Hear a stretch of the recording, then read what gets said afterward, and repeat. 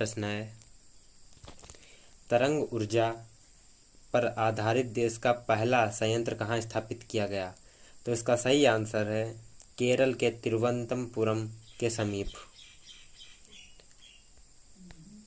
तरंग ऊर्जा पर आधारित देश का पहला संयंत्र केरल के तिरुवनंतपुरम के समीप स्थापित किया गया। अब बढ़ते हैं अगले प्रश्नोत्तर की ओर। दुनिया का पहला 100% सौर ऊर्जा संचालित हवाई अड्डा कहाँ स्थित है? तो यह हमारे देश के केरल के कोचीन में स्थित है। कहाँ स्थित है? यह हमारे देश के केरल प्रदेश के कोचीन में स्थित है। अब बढ़ते हैं अगले प्रश्नोत्तर की ओर। भारत में सबसे बड़ा पवन फार्म कहाँ स्थित है? तो इसका सही आंसर है मुप्पमडल विंड फार्म तमिलनाडु में है। बढ़ते हैं अगले प्रश्नोत्तर की ओर। भारत में सबसे अधिक प्रचुर मात्रा में उपलब्ध जीवाश्म है? तो इसका सही आंसर है कोयला। बढ़ते हैं अगले प्रश्न की ओर। भारत में कितने परमाणु ऊर्जा केंद्र स्थापित हैं? तो इसका सही आंसर है 7। भारत में 7 परमाणु ऊर्जा केंद्र हैं। बढ़ते हैं नेक्स्ट प्रश्न की ओर। सौर सेल एक विद्युत उपकरण है जो प्रकाश ऊर्जा को सीधे विद्युत ऊर्जा में बदलता है। तो इसका सही आंसर है फोटोवोल्टिक प्रभाव। फोटोवोल्टिक प्रभाव से विद्युत उपकरण है जो कि प्रकाश ऊर्जा को सीधे विद्युत ऊर्जा में परिवर्तित करता है। बढ़ते हैं प्रश्न नंबर 7 की ओर। पहली जल विद्युत शक्ति का आविष्कार किसने किया था? तो इसका सही आंसर है विलियम आर्मस्ट्रांग ने किया था। बढ़ते हैं प्रश्न नंबर 8 की ओर। सर्वप्रथम सौर ऊर्जा का आविष्कार किसने किया था? तो इसका सही आंसर है एडमंड बेकरेल ने किया था। सर्वप्रथम ऊर्जा का आविष्कार एडमंड बेकरेल ने किया था। बढ़ते हैं अगले प्रश्न की ओर। प्रश्न नंबर 9। प्रथम पवन टरबाइन का आविष्कार किसने किया? तो इसका सही आंसर है चार्ल्स ब्रश ने किया था। प्रथम पवन टरबाइन का आविष्कार चार्ल्स ब्रश ने किया था। बढ़ते हैं अगले प्रश्न की ओर। बायोमास में सबसे पहले बिजली का उत्पादन किसने किया? तो इसका सही आंसर है जेरी व्हीटफील्ड ने किया था। बढ़ते हैं अगले प्रश्न की ओर। प्रश्न नंबर 11। पहली जल विद्युत शक्ति का आविष्कार में किया गया था? तो इसका सही आंसर है 1878 ईस्वी में। बढ़ते हैं अगले प्रश्न की ओर। बायोगैस तत्व मिश्रण है, तो बायोगैस में कौन कौन से तत्व मिश्रण है? तो दोस्तों इसका सही आंसर है बायोगैस में मीथेन और कार्बन डाइऑक्साइड का मिश्रण है। बढ़ते हैं अगले प्रश्न की ओर। प्रश्न नंबर 14। वर्ष 2022 तक पवन ऊर्जा में कितनी बिजली उत्पादन का लक्ष्य भारत सरकार द्वारा निर्धारित किया गया? तो दोस्तों इसका सही आंसर है 60 गीगावाट। बढ़ते हैं प्रश्न नंबर 15 की ओर।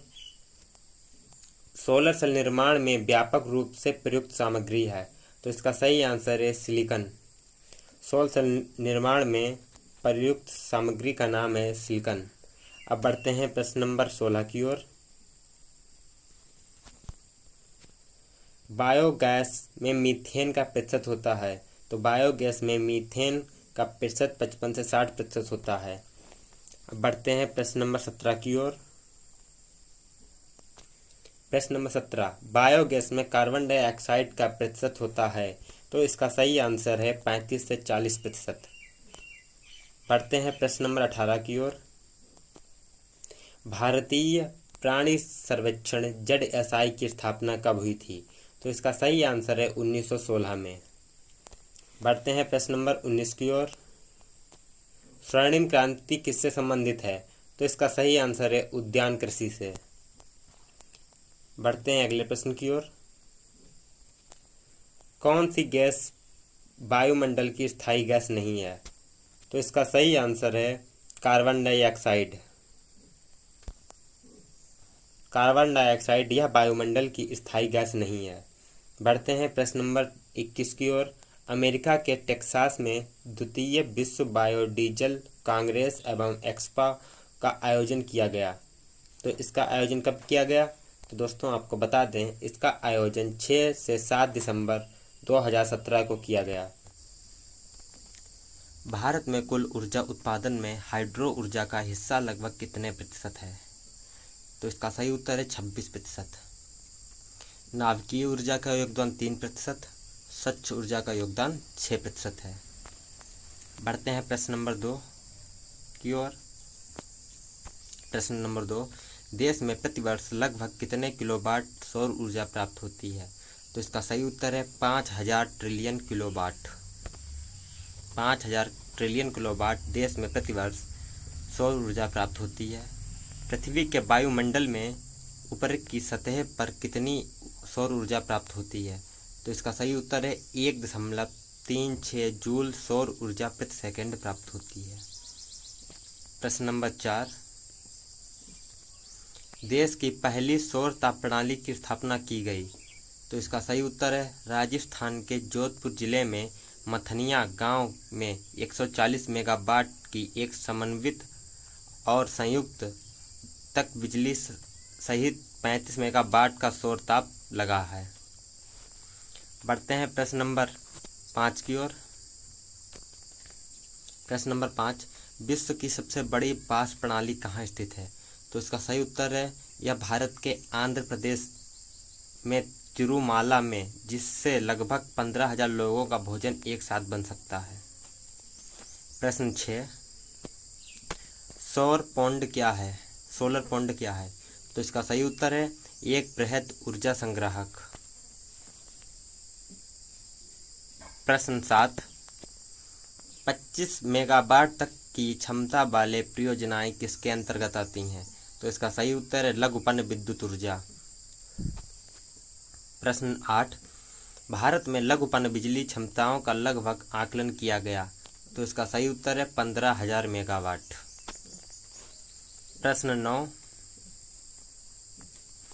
लघु पन बिजली परियोजनाओं को संयुक्त राष्ट्र विकास कार्यक्रम व वैश्विक पर्यावरण सुविधा के अंतर्गत किस नाम से स्थापित किया जा रहा है?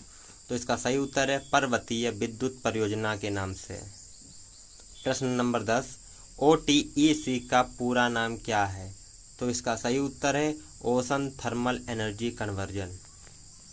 OTEC का पूरा नाम ओशन थर्मल एनर्जी कन्वर्जन। प्रश्न 11, देश में ज्वार ऊर्जा से विद्युत उत्पादन की कुल संभावित क्षमता लगभग कितने मेगावाट है? तो सही उत्तर है 9,000 मेगावाट। प्रश्न 11, ज्वारीय ऊर्जा पर आधारित देश का पहला विद्युत गृह? तो सही उत्तर है 3.75 मेगावाट क्षमता का पश्चिमी बंगाल के सुंदरवन क्षेत्र में स्थापित है। प्रश्न 12, भारत में समुद्री ताप ऊर्जा की अनुमानित क्षमता क्या है? तो इसका सही उत्तर है लगभग 5,000 मेगावाट।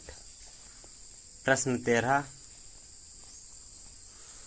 भारतीय भू सर्वेक्षण विभाग द्वारा देश भर में कितने गर्म झरनों की पहचान कर ली गई है? तो इसका उत्तर है 340। प्रश्न 14, चेन्नई की मैसूर शुगर कंपनी ने अल्कोहल एवं पेट्रोल को किस अनुपात में मिश्रण से पेट्रोल की ऊर्जा क्षमता बढ़ाने में सफलता पाई है? तो इसका सही उत्तर है 25:75। प्रश्न 15, भारत का पहला बायोडीजल संयंत्र कहाँ स्थापित किया गया? तो इसका सही उत्तर है ऑस्ट्रेलिया के सहयोग से काकीनाडा सेज में स्थापित हुआ। प्रश्न 16, द्वितीय विश्व बायोडीजल कांग्रेस एवं एक्सपा का आयोजन हुआ? तो इसका सही उत्तर है 6-7 दिसंबर को। और ये कहाँ हुआ? यह अमेरिका के मैक्सिको में हुआ। प्रश्न 17, बायोगैस को और किस नाम से जाना जाता है? तो इसका उत्तर है जैविक गैस के नाम से जाना जाता है। प्रश्न 18, भारत में जैव ईंधन की वर्तमान उपलब्धता लगभग कितने प्रतिवर्ष है? तो इसका सही उत्तर है 120 से 150 मिलियन मीट्रिक टन प्रतिवर्ष। प्रश्न 19, निम्नलिखित में से कौन सी संस्था ऊर्जा डेटा प्रकाशित करती है? तो इसका सही उत्तर है अंतर्राष्ट्रीय ऊर्जा एजेंसी IEA। प्रश्न 20, अंतर्राष्ट्रीय ऊर्जा एजेंसी IEA द्वारा बताए गए अनुसार वर्ष 2018 में ऊर्जा मांग में वृद्धि क्या थी? तो इसका सही उत्तर है 2.3